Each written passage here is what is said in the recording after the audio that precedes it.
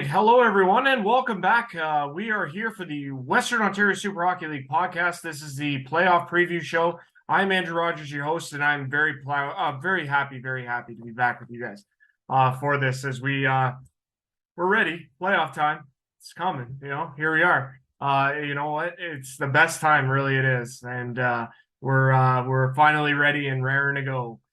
There's a lot on this playoff preview show, and I'm just kind of flustered. I apologize for how much information has to go into this, but it's jam-packed with a lot of good stuff, and we don't want to waste any time getting into it all. What we're going to do on this podcast, guys. So first things first, we're going to wrap the season, the last weekend of the regular season. There was 3 games. We had the Aaron Blitz and the Alvinston Killer Bees playing at Center 2000. We had Tilsonburg traveling to Delhi to take on the Delhi Flames.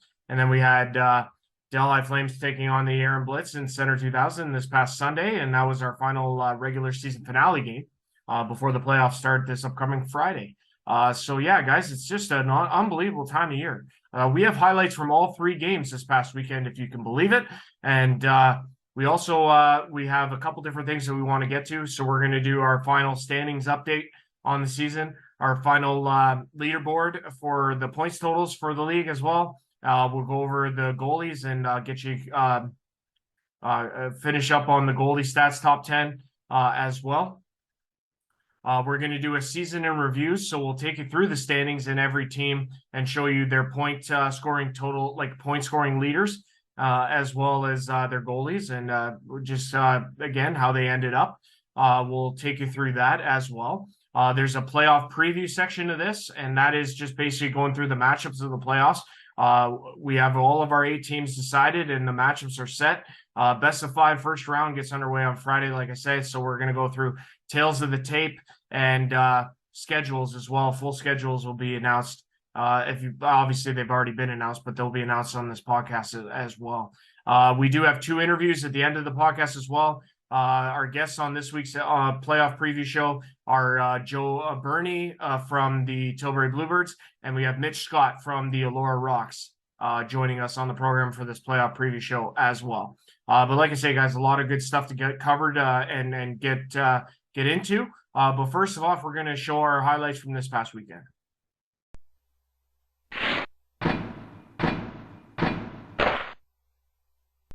Our first game emanates from Center 2000 in Erin, Ontario. The red-hot Aaron Blitz looking to continue their hot stretch into the first-round series against the Irish, hosting the Alvinston Killer Bees. Pick things up midway through the first. Aaron bringing it into the Alvinston zone. This shot from Max Lightfoot looks to hit the back bar and out for the goal. His 7th gives Aaron a 1-0 lead. Later on in the period, Alvinston's going to respond. Killer Bees with the pressure, keeping the puck in the zone. It's going to come to Cam Rombouts. He puts it past Andre Waugh, his 5th of the season, ties the game at 1. Less than a minute later, tough break here for the Blitz. This dump in from Bees captain Scott Case skips past Andre Waugh. He gives it away behind the net to Carter Wright of Alvinston. He throws it into the empty net, giving Alvinston a 2-1 lead heading into the first intermission. Second period, Blitz starting a frame on the power play, and they take advantage on the fresh ice. Outlet pass here brings Joey Wariwoda for the break. He beats netminder Nolan DeConing for his 5th of the season, and we are tied at 2. Blitz keep coming in the period. Mad scramble mode in the Killer Bees end. All kinds of Blitz pressure, and it's going to be Jordan Tutt with the goal. His 4th gives Aaron a 3-2 lead. Minute and a half later, Blitz add to their lead once again. This time it's Jacob Colson who gets in all alone on DeConing. He also goes to the backhand for the goal. It's a 4-2 Aaron lead. A few minutes later, Blitz piling on the goals now. It's a helpless DeConing seeing this Max Lightfoot shot go past him to put Aaron up 5-2 on Lightfoot's 2nd of the game as we head into the third period. Third period now approaching the 8-minute mark. After putting up a 4 spot in the second, the Blitz just keep on coming. Precision passing here leads to Colson's 2nd of the game. 5th of the season, it's 6-2 Blitz. Blitz at it again. This time it's Joseph Franzen, given all day to walk down Broadway and fire it past DeConing. He has 6 on the year, and that makes it our score 7-2 Blitz. Blitz are able to get one more before the game comes to a close. This one credited to Hayden Ireland, giving the Blitz 7 unanswered goals as they turn a 2-1 first period deficit into a convincing 8-2 win over the Alvinston Killer Bees. With the Alvinston loss, they will finish 7th and they will take on Elora in round number 1, while the Aaron Blitz continue their hot streak going into their first round matchup with Stratford.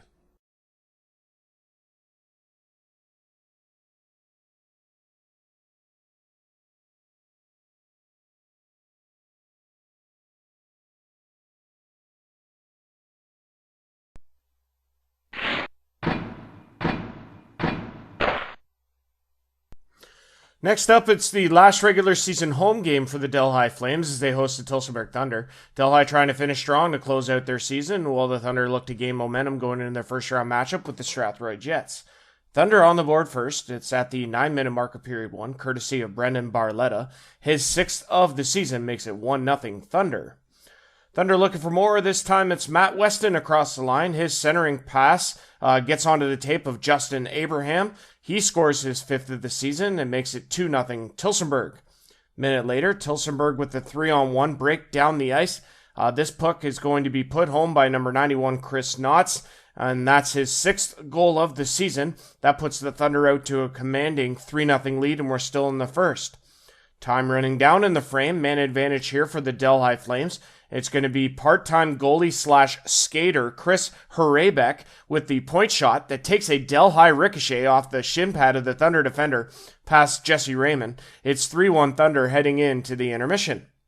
Second period now, Thunder breaking up the play in the neutral zone. They bring it into the Delhi end. This shot will be redirected past Cody Odvashar by Matt Weston. His 7th of the season makes it 4-1 Thunder. Just over a minute later, Delhi trying to clear the puck and they turn it over. Thunder capitalize. Mitch Brown is going to finish off this pass for his 3rd of the season. It's 5-1 Tillsonburg.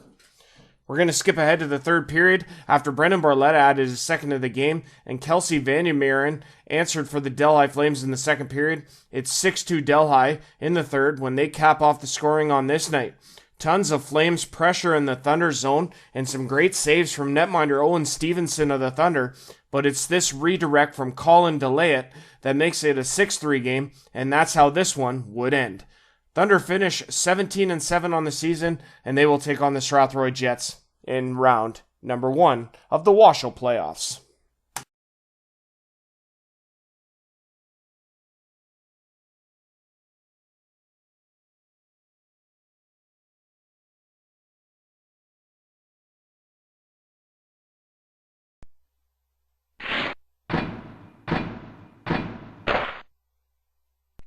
It's the WOSHL regular season finale from Center 2000 with the host and playoff-bound 6-seed Aaron Blitz taking on the visiting Delhi Flames. Aaron wasted no time getting things started in this one. Just over 3 minutes in, it's Aaron in across the Delhi blue line. This centering pass to Lucas Schott. He makes no mistake for his 8th of the year. It's 1-0 Aaron. Couple minutes later, play ratcheting up early in this one. Tempers boiling over for both teams, including Garrett Williams of the Blitz. Time running down in the first period, the Blitz catch a break, this time on the shorthanded breakaway. It's Schott again finishing off the play for his 2nd of the game and 9th of the season. It's 2-0 Aaron heading into the second period. Second period, Flames looking to respond and they're able to get one back. Puck will be redirected in by Chris Donnelly of the Flames. That cuts the Blitz lead in half. It's 2-1. Back come the Blitz the other way. This time it's going to be Liam Galton with the snipe past Cody Odvashar, and that makes it 3-1 Blitz at that point. Blitz continuing to put the pedal down in the second period, and this time it's going to be Jacob Colson. He's going to score his 6th of the season. Blitz sees their lead extended. It's 4-1. Blitz adding to their lead. Turnover at the Aaron blue line forces a 2-on-1 the other way, and it's going to be Lucas Schott with the hat-trick goal on the backhand. That makes it 5-1 Blitz. Time running down, though, in the second period. Kind of a strange play here. Puck is going to be fired down the ice by Delhi, and they're able to get to the puck first. With no icing being called, the Flames take advantage. It's Brady Van Meren scoring amongst the confusion. That makes it 5-2 Aaron heading into the third period. Third period, Flames trying to keep the comeback alive. This time it's going to be Brady Van Meren scoring, joining the rush late. He scores to make it a 5-3 Aaron lead. But that was as close as Delhi would get, as it was all Aaron from there.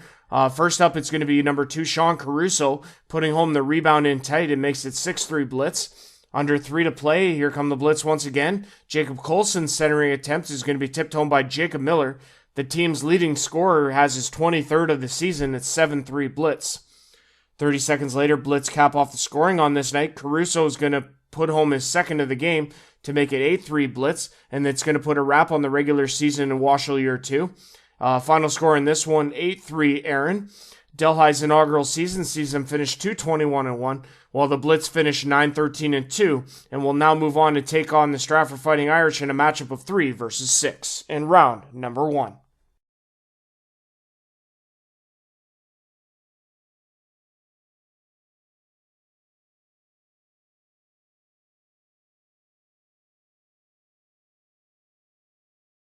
So yeah, guys, from that, I want to go right into our final standings update here. So like I say, Tilbury finishes first, 39 points for them, 19-4-1. Winners of 2 in a row, 147 in a league low, 64 goals allowed for a plus-minus high differential of plus 83.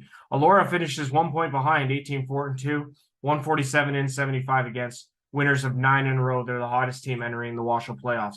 Stratford finishes in third, 36 points. 137 and 82 against for plus minus of 55.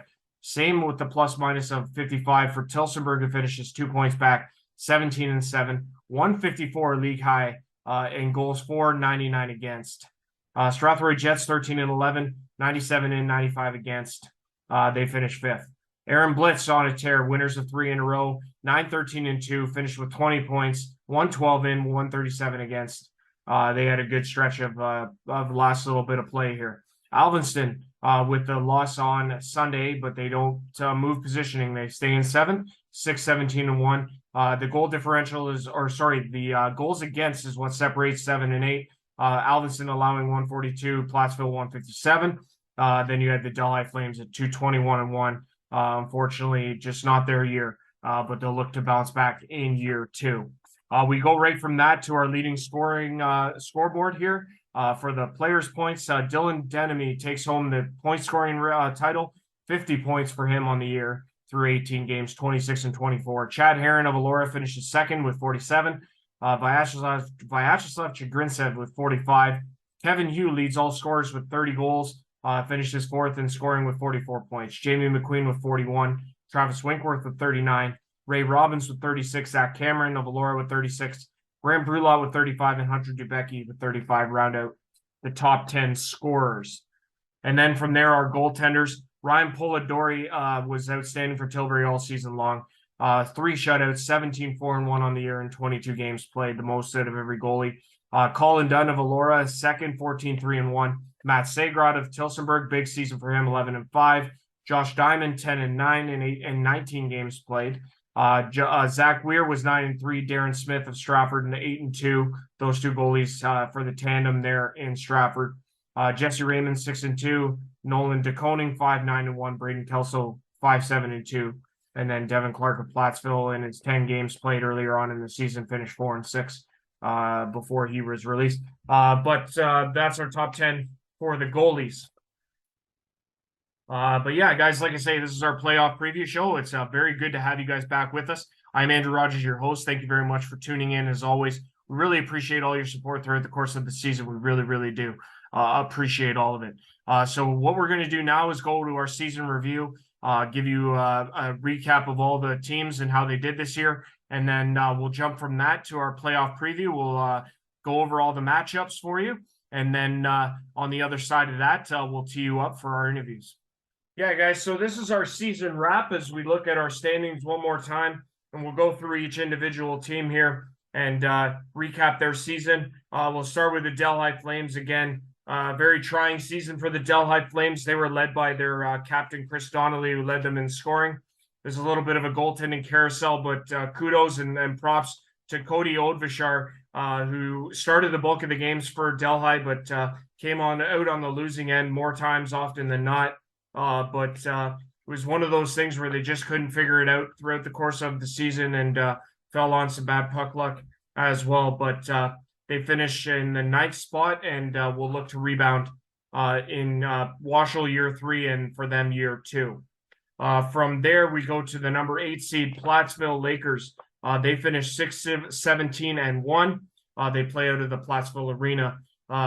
For them, a little bit of a goaltending carousel there. A big highlight was Leah Klompmaker making her WOSHL debut, first woman to play in the WOSHL and senior men's hockey, and she had an outstanding stint with the Lakers. But it's Evgeny Luchko and Frank Bull that have the responsibility in the Lakers net now. The Lakers were led by Kevin Hugh, who finished with 30 goals and 14 assists for 44 points. Hunter Dubecki finished second with 35 for 12 and 23. He had an unbelievable season as well for the Plattsville Lakers, who draw the Tilbury Bluebirds in the first round of the WOSHL playoffs.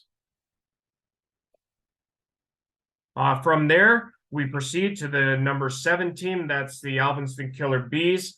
Alvinston playing out of the BAICC complex.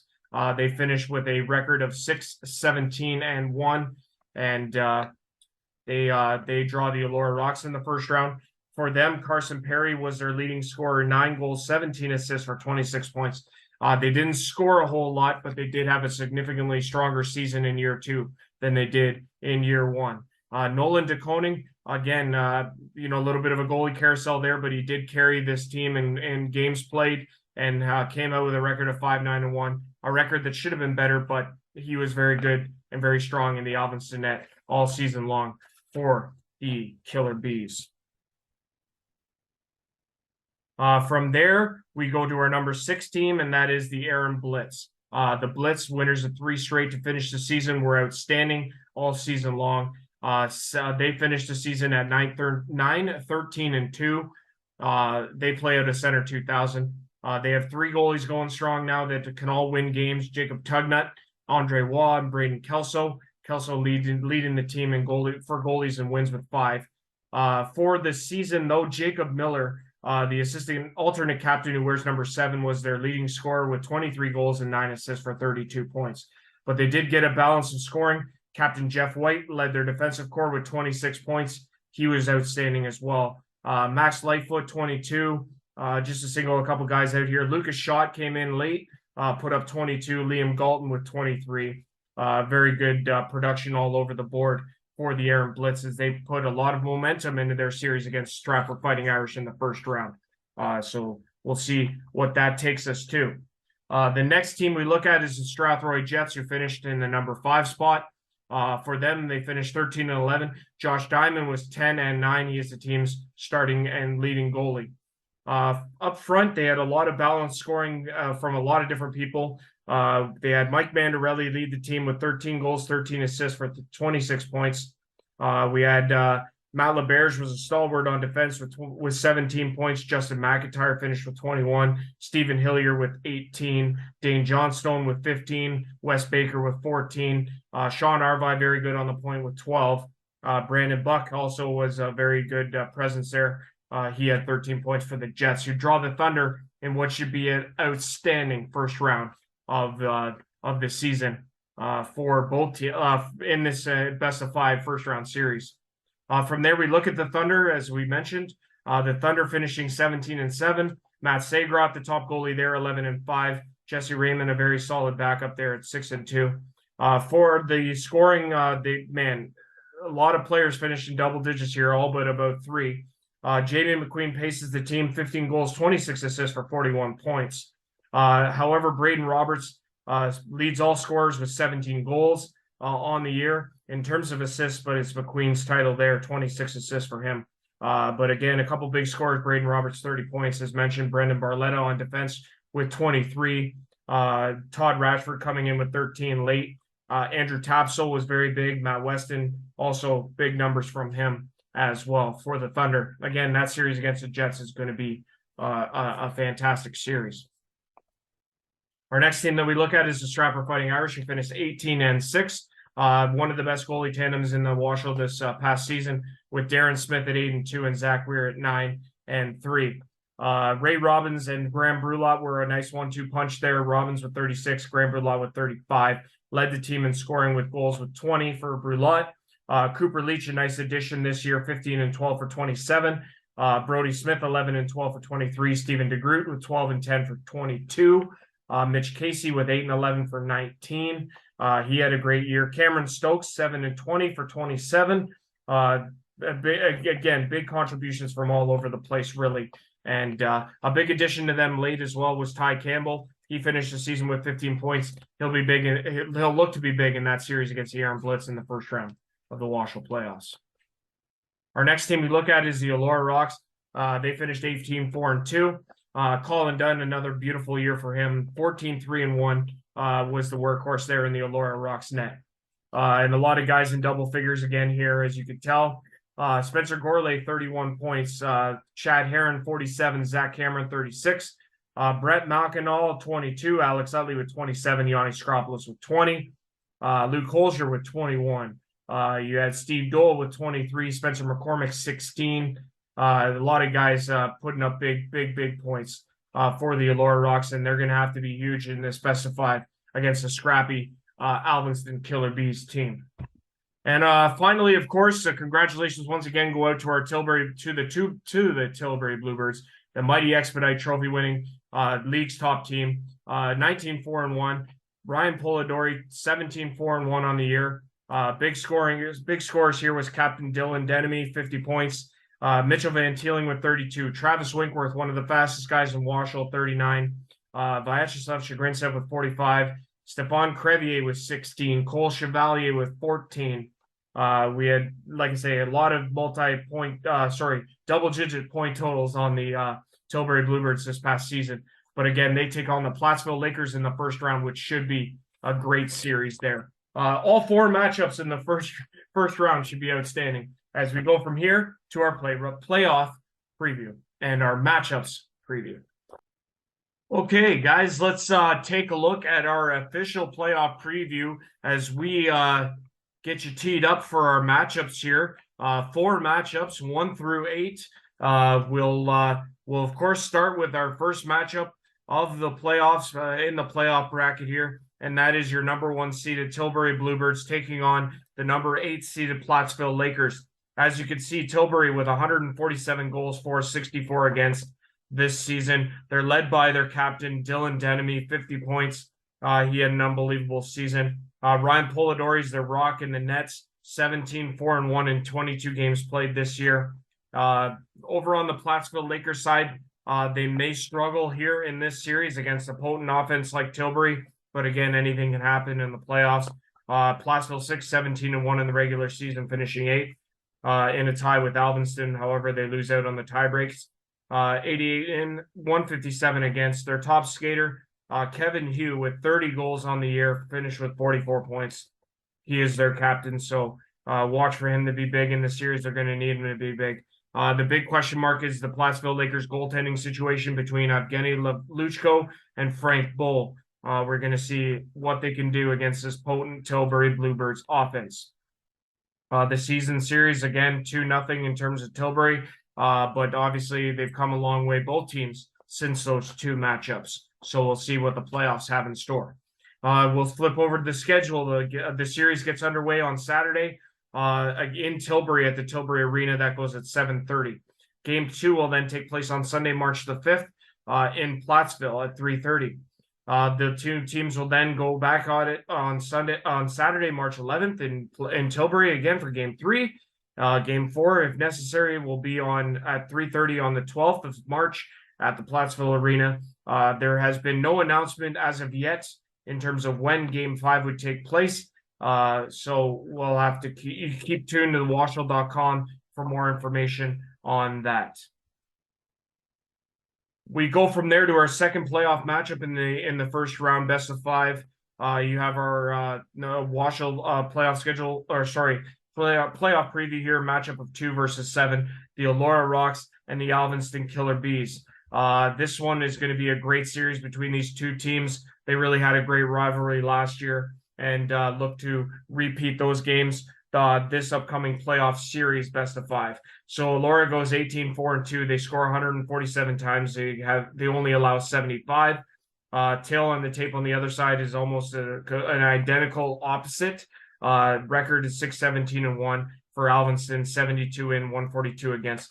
Again, the scoring is going to be the big issue here for the Alvinston Killer Bees, and then obviously keeping it out of the net as well. So Chad Heron was their big scorer for the Elora Rocks. He had 47 points on the year. Colin Dunn had another spectacular season in year 2, 14-3-1. For Alvinston, they're looking to get their leading scorer Carson Perry back. He's paced the team with 26 points. And then Nolan DeConing was their stalwart in net. Went 5-9-1, not the best record for him, but he was a workhorse in the Alvinston net all season long. The season series was tied at 1. Elora beating the Alvinston 5-2 early on, but then Alvinston coming back with a 4-3 overtime win against the Elora Rocks in Alvinston to split the season series. As we look at the schedule now here, we do have all 5 games confirmed. On Friday, the series gets underway in Elora at 8:30 in game number 1. Saturday, March the 4th, they flip back over to Alvinston for 6:30 start at the BAICC complex. Game number 3 would be Friday, March the 10th at 8:30 in Elora, with game 4 taking place on Saturday, March 11th at the BAICC complex in Alvinston. That is obviously if necessary. And then game 5, if necessary, will take place on Sunday, March 12th. So they would play 3-3 if necessary. The game 5 would go in Elora at the Elora District Community Center at 1:30 in the afternoon for game number 5 on Sunday, March the 12th. Our next series sees the Stratford Fighting Irish and the Erin Blitz in a matchup of 3 versus 6. This is going to be a matchup of big intrigue here, I believe, between these two teams. Erin has scored a ton of late and have been on a complete tear, while the Stratford Fighting Irish kind of sputtered to the finish line, but they are very potent offense over there. So this should be a really, really good matchup between these two teams. Stratford finishing 18-6-0. Erin 9-13-2. Stratford 137 in, 82 against. Erin 112 in and 137 against. So really picking up the pace in the last month and a half with a lot of goals and a lot of games. Ray Robbins paces the Stratford Fighting Irish, the team captain, with 36 points.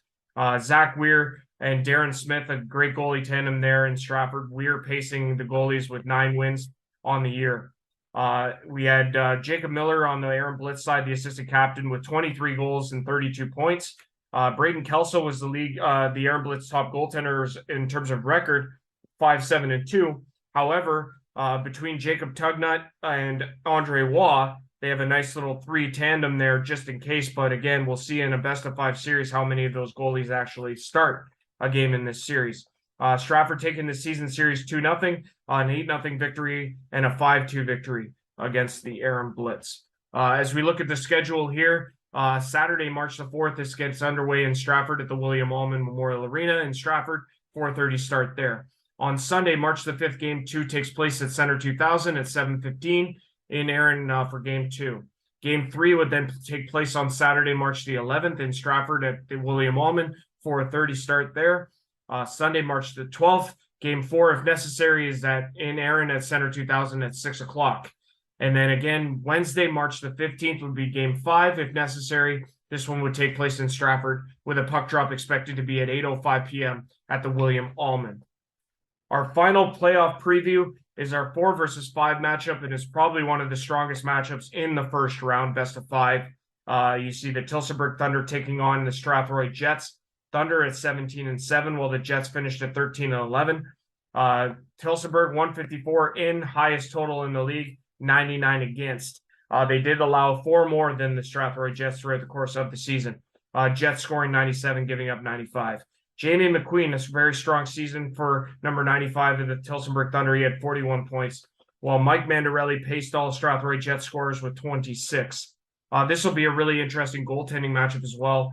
Matt Sager out of the Thunder was very strong. He went 11-5, while Josh Diamond, who is one of the league's top goalies last season, was very strong this year with not such a great record, 10-9. The season series shouldn't be any indication on how the series is going to go. However, Tillsonburg did have a 4-0 edge in the 4 games they played head-to-head throughout the course of the regular season. So this playoff schedule is as follows. Friday, March the 3rd, the series gets underway in Strathroy at the Gemini Sportsplex. Games 2 and 3 will be played in Tillsonburg at the Tillsonburg Community Center. Saturday, March the 4th at 7:30, and then again on Tuesday, March 7th, a weekday game at 8 o'clock at the Tillsonburg Community Center. Friday, March the 10th, if necessary, game number 4 would take place in Strathroy at the Gemini Sportsplex at 7:30 start. And then on Saturday, March the 11th, Game 5, Strathroy and Tilsonburg to face off against the Thunder. 7:30 start there. Tilsonburg with the home ice advantage in this series. So again, at the end of the day, it's going to be excellent hockey all the way around in the first round of the WOSHL playoffs. Best of fives all around. And the question is, who do you got coming out of round number 1? Yeah, guys. So once again, I hope that was really well done there in terms of the information, and there is a lot of it, of course. But without further ado, we want to jump into our interviews now. We're going to do one after the other in consecutive fashion. Our first interview is going to be with Tilbury's Joe Burney, and then we're going to jump right from that to our interview with Laura Rock's Mitch Scott. We'll be back in a minute for that. All right, folks, here on the Western Ontario Super Hockey League podcast playoff preview show. WOSHL Season 2, playoffs in year number 2. We have a couple first-timers in the playoffs this year, including our guest, Joe Burney from the Tilbury Bluebirds, who finished first in the WOSHL. Give it up for Joe. Outstanding season for you guys. Congratulations on the Mighty Expedite Trophy for League's top team. You had Dylan Denemy, who finished his first in points. Had an unbelievable year there. Might have had the goal scoring title too if he didn't go away for work, but that's okay. Ryan obviously had an outstanding year as well. Polidori played 22 games, won 17 of them. He was just outstanding. Great year for you guys, top to bottom. Congratulations on that. And I guess that's where we'll start. Take us through the year. What was it like for you?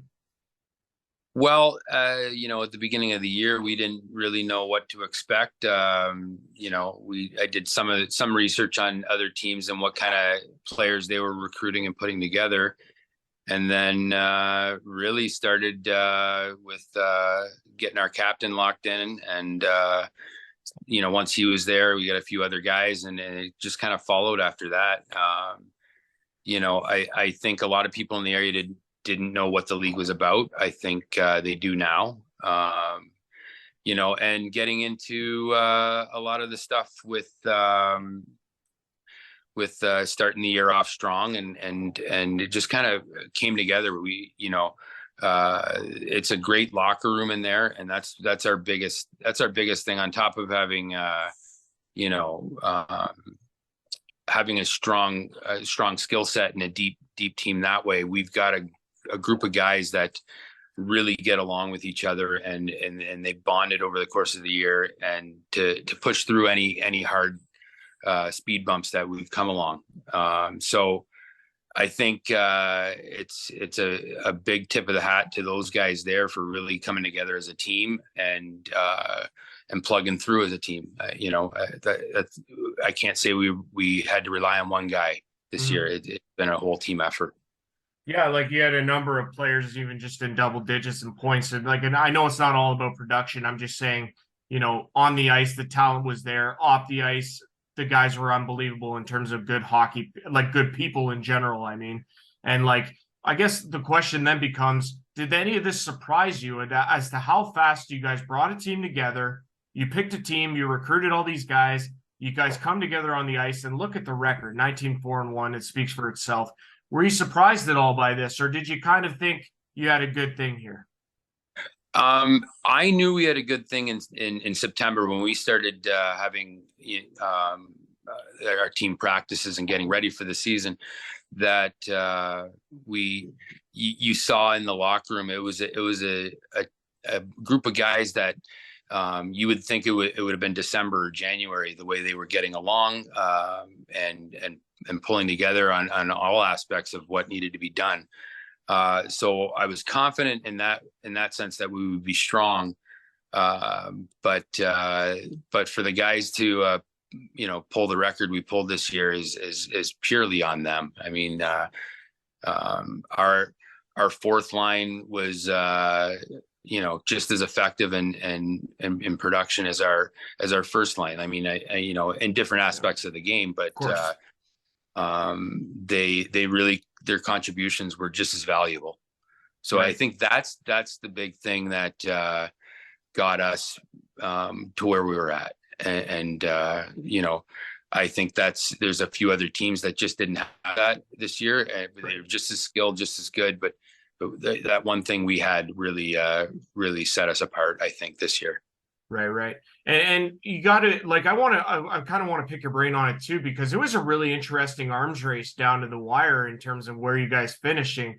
Like, was it always like, oh, we got it in a bag that we're going to finish top spot, or was there worrisome that you might slip as far as fourth? Well, I didn't. I think I think some guys thought that here we are, we're on cruise control to Right. win the thing. But then there's a good handful of us that kind of had to pull it back a bit and say, hey guys, this isn't over yet. Right. We got to buckle down. We need commitment, and we need that dedication and drive from that we had it throughout the beginning of the year. We need to get that back going again because we had a few games there where they were tight and we lost a couple, and it was just more of a check time. Right. Let's reevaluate and get back at it to where we were, and Absolutely. the guys did it. So. Right. And obviously, yeah, like I say, it paid off at the end of the day when you guys finished first. That's huge. Like, I think the big thing is, too, is now you guys have home ice throughout the entirety of the playoffs, which could also come into factor considering the drive that it is all the way to Tilbury. I know from Lisswell it's 3 hours. I'm not complaining. I'm just saying. But Yeah. I think that's going to be a big advantage. Not only the drive and the travel, obviously, but it's actually gotten quite good in terms of an audience in Tilbury. Like the fan base has been excellent there. Would you agree with that? I think the fans in Tilbury are second to none. I think it's only going to grow over the next few years, and I'm just really excited to see where it goes because I mean, end of the day, my whole mindset is to entertain the town of Tilbury and put on a good show for them. So that includes having a solid hockey team on the ice as well as what we can do to make things better in for them in the stands. Absolutely. And like I say, the wins and obviously the production and the success will help with that because people will come out to watch that if your team is successful on the ice. Let's talk about the playoffs then, because that's what we're here to do and discuss this playoff preview here. So your first round matchup is against the Plattsville Lakers, a team that you played twice. You beat them twice. You beat a lot of teams this year, but yes, them twice in the head to head. Scored a lot of goals, more than they did. They don't score a ton, but they do have production on that side that can beat you. And obviously the other factor here is that it's a best of five, not a best of seven in this first round. Touch on the matchup and then touch on the fact that it is a best of five instead of best of seven. Well, I think as far as the matchup goes, we can't take them lightly. We have to come ready to go, ready to fire away. They've got a few guys that we have to be able to be ready to contain and play to. They've got some good goaltending now, and it's something that we're going to have to really keep in mind with what we've got going on. I think we'll be tough to beat if we can stay composed and disciplined to our systems and team play. So I think those are the keys to success with going forward with anything. And then, the big thing is we got to play as a team, and if we do that, we'll be tough to beat no matter what. So, and then, like you say, with the best of five, like, I mean, again, there's really a very small margin for error there because of the fact that it is a best of five and you only need 3 to win. And now any team could beat any team on any given night if you don't have it, right? So that really makes things a lot more challenging, I think, even if you had a 19-4-1 record on the season. Yeah. Well, and that's the thing. I mean, they've got a tough barn to play in. It would be smaller too. Yeah, it's tiny and basically, one slip and you're down 1-0 and the whole thing can change, especially when there's no room to skate. I mean, we're a skating team, and so we've got to play to that barn, and we've got to be ready to go, and we're not going to get away with certain things that we get away with in Tilbury. So that's one thing we have to be ready for, and the other one is I mean, like, just we have to come out to play, and that's just the way. There's nothing, we can't treat it as though it's a 7-game series, and no different than we couldn't treat the regular season as though it was an 80-game schedule. So you drop a couple, you do whatever, and it's not a big deal. You can make it back. And so it's the same thing. Every shift's going to count. And I think it's our depth that's really going to carry us, through a long way. I think that's one of the big things.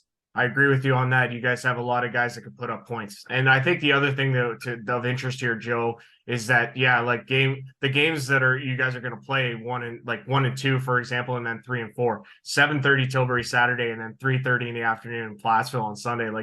Like there's very little room for rest there, considering the travel and considering the turnaround time. That's going to be a challenge in itself. Would you agree with that? I think so. I think, we've got a group of guys that they're active. So the biggest thing is going to be, I don't think fatigue's going to set in with us. I think it's going to be more if guys can stay healthy, and that's the big thing on these when the games are less than 24 hours apart. It's that's the big thing. I think that applies to all teams that are. It does.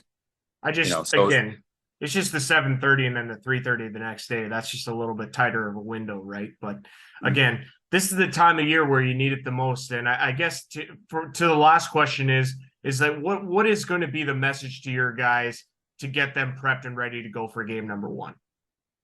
Well, one is it's playoff hockey now. It's not this isn't the regular season, and they've got to bring it on a whole new level. I think they're ready.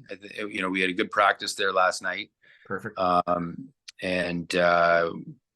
Looking ready to go. I think that's the big thing is they just need to be ready to go right from the drop of the puck and make every shift count. Absolutely. And it doesn't matter if we're playing Elora or if we're playing Plattsville or anybody. Whoever we play, we have to play. And that's like you said earlier, that anybody can beat anybody on any given day, so that you got to go out and play as though you're playing the game 7 in the finals every single shift. Amen, brother. No, that's well said. We've been talking with Joe Burney, with the Tilbury Bluebirds. They start their postseason on Saturday at home, 7:30 at the Tilbury Arena against the Plattsville Lakers in game number 1 this weekend. Joe, best of luck in the playoffs. Obviously, best of luck to all your guys in Tilbury there. Congrats again on the amazing season, and we'll see what you guys got come playoff time here, and we'll talk again soon. Thanks so much for coming on and doing this. All right. Thank you very much, Andrew.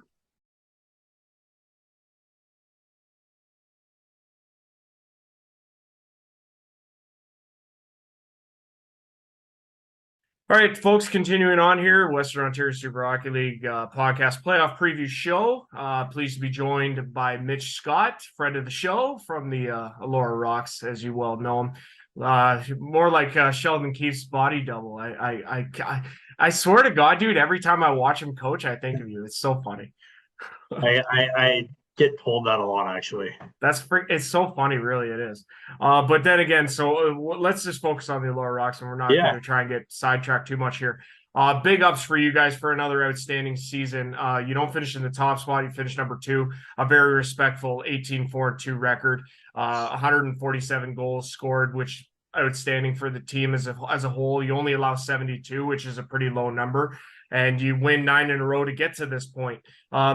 Take us through the season from your perspective and kind of give us a little bit of a summary on it, if you will, from your perspective. This was a season of peaks, and we had a couple lows, and then we had some pretty good highs throughout the season. I think when you look back at it early on in the year, September was pretty good. We had all of our guys there for almost every game. We had a couple of scratches each game, and then when November hit, we started losing guys to injuries. Guys had work, family stuff came up, whatever, and we weren't traveling very well, which was a unique situation for us because last year we had 20 guys to every single game, and we were dressing full teams, and so it was different for us. It put us in a unique circumstance, but it also gave guys a lot of confidence who were there because they were getting ice time. They were playing, we were playing 2.5 lines, three Right. lines, and they were out every other shift. And so it was good. The season as a whole, once we hit Christmas, we just started to roll, and we put together a nice win streak to end the year, and it felt like everything that we had last year was finally starting to come back. We had guys committing, guys were playing the way that we wanted them to in that Allura Rocks fashion of hockey, where we were Right. physical and skilled and fast, and we just outworked the teams that we played against. Right, and obviously, yeah, like one of the big things that I want to take away from this season. I don't know if this was when this 9-game win streak started. I don't know which game exactly that was, but I know you guys did travel down to a game where you had very, very low numbers, and you know which game I'm talking about, right? Where you lose it. Strathroy. Yeah, like was it Strathroy or was it a Oh different? no, it was Tilsonburg. We had No, not Tilsonburg either. I don't think. we had Like, 10 players in Tilsonburg, and we yeah, were up yeah. 5-0 in the first. Was that it? Yeah. I thought there was another game where you guys were massively Oh, shorthanded too. we went to Delhi as well, and we had some sicknesses and injuries. Yeah, I yeah, think that's the one. That's we the had one. like 8 or 9 guys, and it Yeah, was like the bench was wild. like one or like it was like what, 2 lines maybe. Yeah, Like it wasn't much, right? Like, and you yeah, guys won that game. I think like again, we're not going to get into the Delhi situation sure. necessarily with this, but again, I think that shows a lot of adversity that you guys could come together as a group when you don't have that many bodies to put together a win in a time when a game could slip away. You lose the points, and again, there could be crucial come playoff time. Yeah, 100%. Every single guy who showed up any given night knew the importance. We stressed it before Christmas time, and I'm not trying to knock any teams here, but Right. the situation that we were in right around Christmas time, it was either, all right, well, we're most likely going to be playing Strathroy in the first round if we keep this up, Right. and you look at how Strathroy finished the year. Really don't want to drive to Strathroy a couple of times in Of a course. 5-game series against a team that good. So Right. everyone knew the importance of moving up in the standings and getting back to our game, and every single guy committed from top to bottom, and we had Yeah. contributions from our entire team. Yeah, which really helps, obviously. And like again, that race for 1 through 4 was so outstanding. Like it really was. Yeah, I mean, from an outsider's perspective, it's like, man, who's going to finish first? Who's going to get Strathroy because they're going to be the tough out. Now it's going to be Tilsonburg against them, which is going to be an outstanding series. But that aside, I mean, obviously, you guys, you get second place. You got home ice, and you're going up against a foe that you played a lot last year and split a season series against them this year. But you have history with this team. Alvinson's always been sort of a thorn in your side. I guess what is your thought process going into this series? And it is a best of 5, not a best of 7. yeah, it's unique with the best of 5 because you only have so many games. You have to make an impact right away. And they played us tough all year. We had them second game of the year when we were still trying to find our identity, and they were trying to find theirs as well. And then Right. we went down to Alvinston with one of our weaker lineups of the season, Right. and they gave us a hell of a hockey game. And they eventually took that one in overtime. Right. And what I will say, so I really like all the guys who run that Alvinston team. I think they do a great job. I would agree with that too.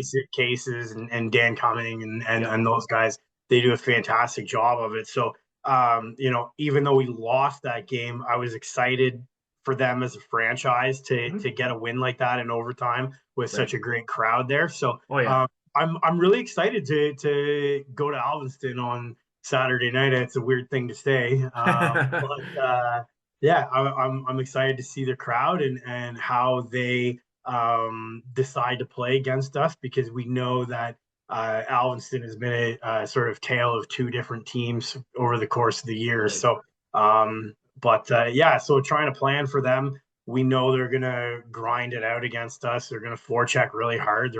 They're a team that sends 2 guys hard on the forecheck all the time. So we're gonna have to try to capitalize on those opportunities that they give us when they're there. So that's sort of how we're planning them.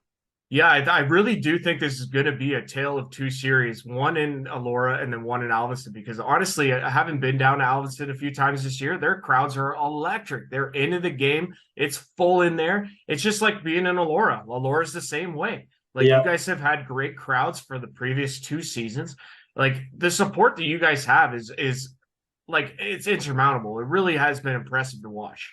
yeah, and our fans are incredible. We have a couple really passionate fans who are there for everything. And over the last few months, we've really Rich and Cassie have done a good job of getting the kids teams involved with us, Right. and having Charlie Stevens a part of the girls hockey program in Fergus, getting them out. We get a ton of kids there, and they That's love cool. it. They live for it. The Right. On our way to the dressing room is just lined with kids, trying Super to cool. get a high five. So it's great. And then you look at what Alvinston's done, and they've are we're lucky because we had a team that's been in existence for 100 years. It's been in Right. the community.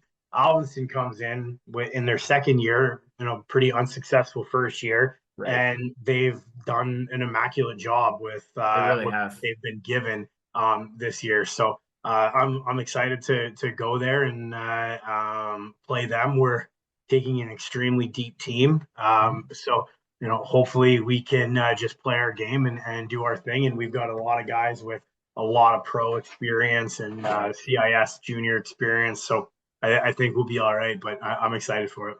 And then, yeah, like the other part of this is obviously focusing on a couple guys that you've had this year that have been really outstanding for you. We'll start with Chad Heron because he puts up 47 points. Guy was absolutely on fire. I mean, he finished the second in a league where he should have finished first, only because Denemy played Alvinston 6 times, but that's neither here nor there.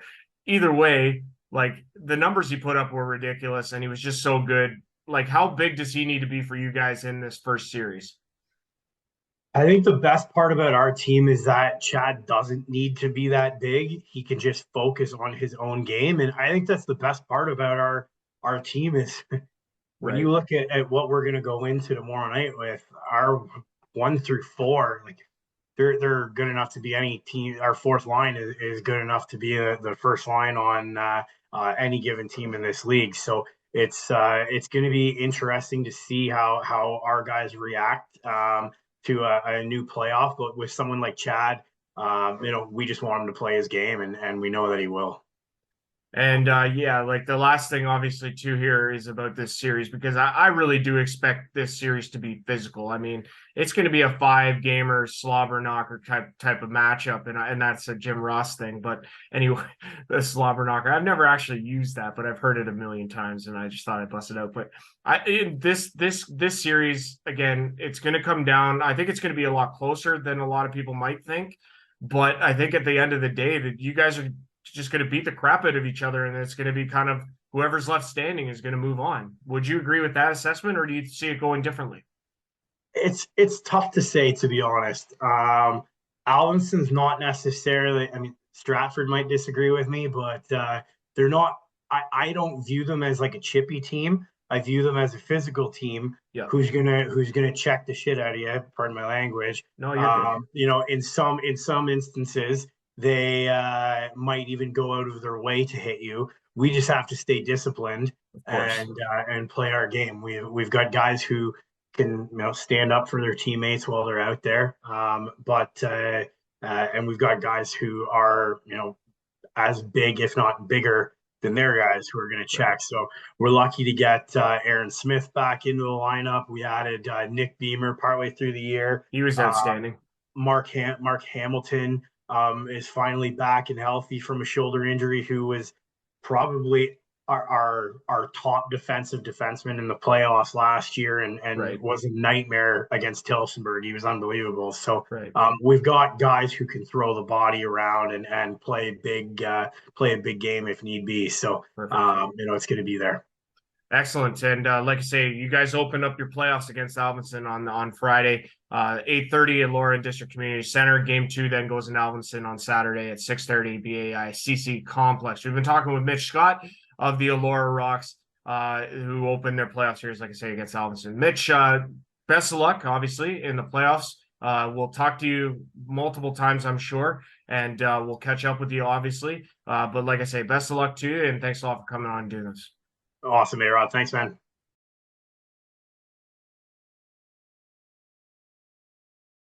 Yeah, guys. So once again, I want to thank you guys for watching all of this, because it was a big jam-packed episode of the playoff preview, and we really do appreciate you watching along and taking the key components from this. Yeah, you guys have stuck thick and thin all season long with us, the WOSHL League, and me as well, the WOSHL Podcast. It's great. It's been great to be back with you all season long. It really has. I've enjoyed every minute of it, and I'm really looking forward to calling those games in playoffs and continuing to do these podcasts throughout the course of the playoffs, right up until we crown a WOSHL champion for the second time. Laura looking to defend their crown, somebody looking to take it from them. But like I say, I am Andrew Rogers, and that's going to do it for our WOSHL playoff preview show. Playoff start Friday, March the 3rd. It's going to be outstanding, and we really look forward to it. Let's get going. It's going to be awesome. Andrew Rogers signing off. We'll see you guys again next week. Take care.